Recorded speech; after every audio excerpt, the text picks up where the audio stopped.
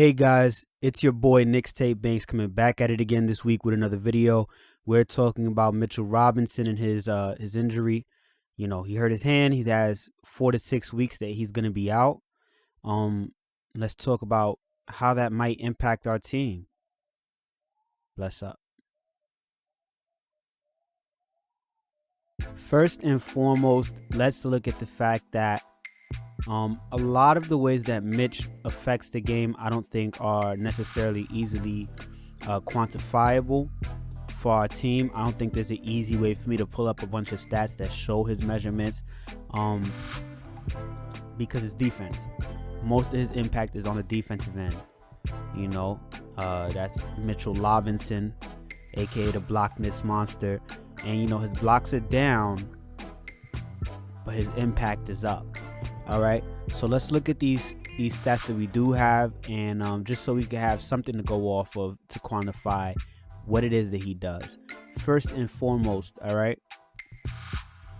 we're talking about a guy who is number 7 in the league in offensive rebounds. He's a skinny guy, all right.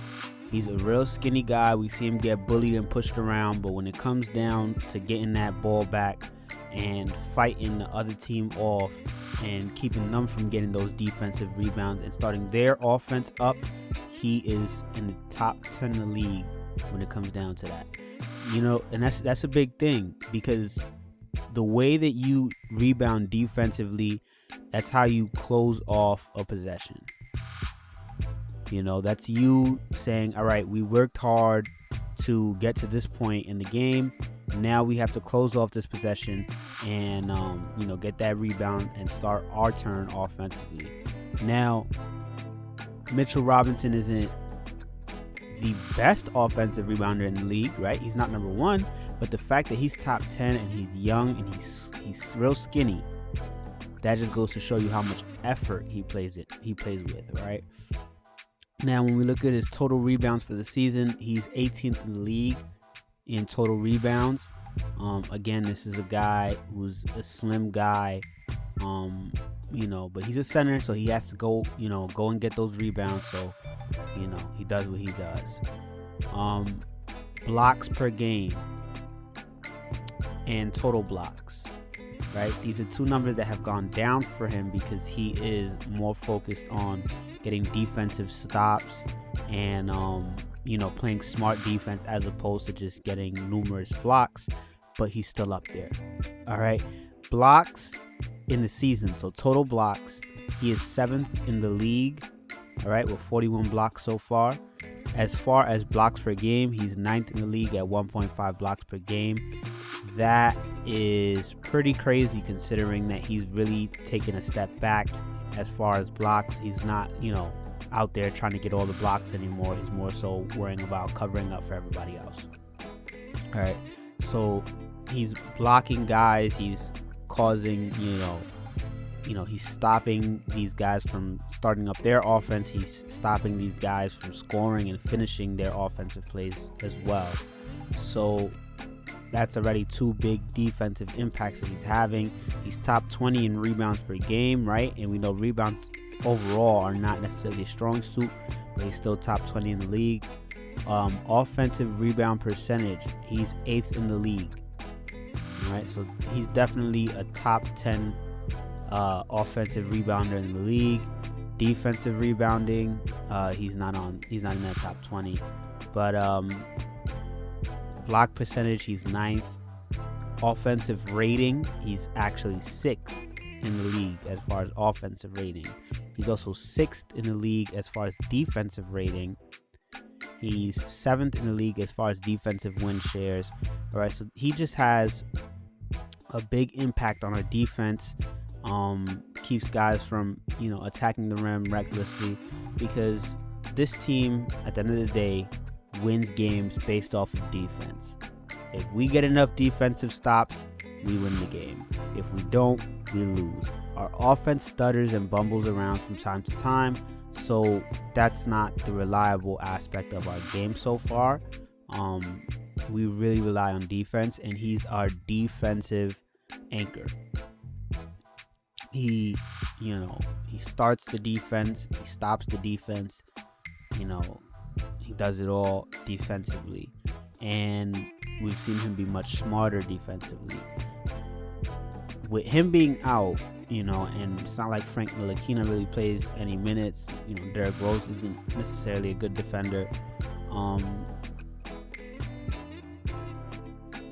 That's a question now. It's like, how is this team going to continue to win when you just took out the main cog in the gears that get us to win? You know what I mean?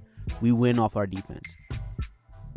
We are the number one defense in the league when it comes down to opponents' points per game, I believe.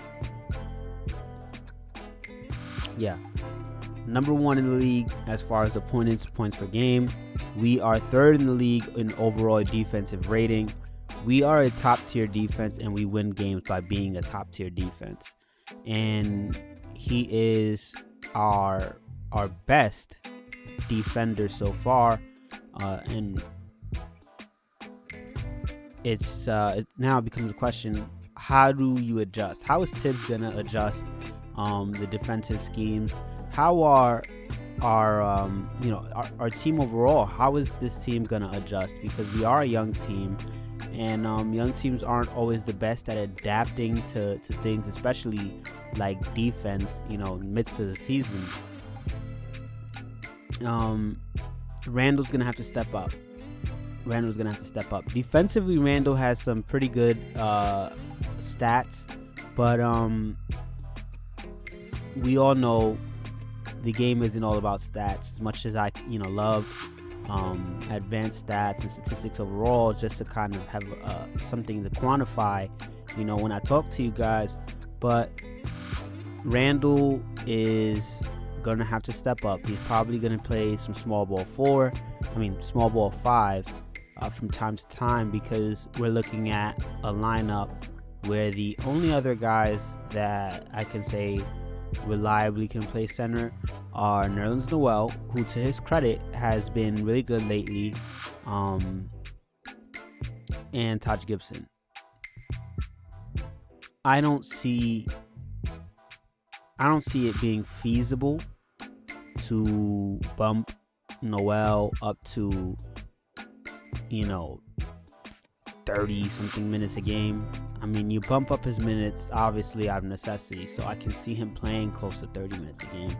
But Taj can't play 20 minutes a game. You know what I mean? He's playing, I think like 13 minutes a game or something like that. And I like it there. I think he's a good vet. I think he's a good addition to this roster, but he's not someone that I really think at this stage in his career can really do all these things that we need defensively for 20 minutes a game. I don't see that from him. But he's gonna have to step up his game as well. And Noel probably goes to starter. Taj probably comes off the bench as the backup, and he probably throws some of those minutes to Julius. And we're gonna need to see the guys on the perimeter really step up, because you can't just constantly rely on the fact that you have someone in the middle that's gonna come over and rotate and help you get that stop. So I'm expecting to see RJ step it up, Alfred Payton step it up. All our guys out on the perimeter, I'm expecting to see them step up their game, and I'm excited to see them step up their game. What do you guys think? How do you think this is going to affect the game? I think this is going to be a little difficult for us. I think this is going to be a testament to how these guys adapt, how our coaching staff adapts, and I'm curious to see what happens as we go along. Guys, like I said, let me know what you guys think. Go up in those comments. What are you guys worried about? What are you guys happy about? Or excited to see, rather. I don't think anybody's happy that Mitch, is hurt. He's out for a couple weeks. But, guys, like, comment, subscribe. Let me know what's up, guys. Let me know what you guys think. All right. Peace.